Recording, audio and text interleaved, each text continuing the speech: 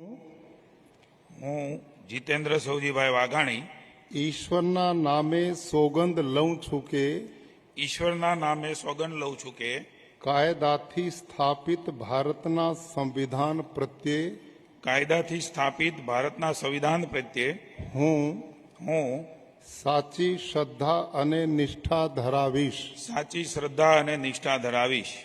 હું હું ભારતના સાર્વભૌમત્વનું અને અખંડતાનું સમર્થન કરીશ ભારતના સાર્વભૌમત્વનું અને અખંડતાનું સમર્થન કરીશ.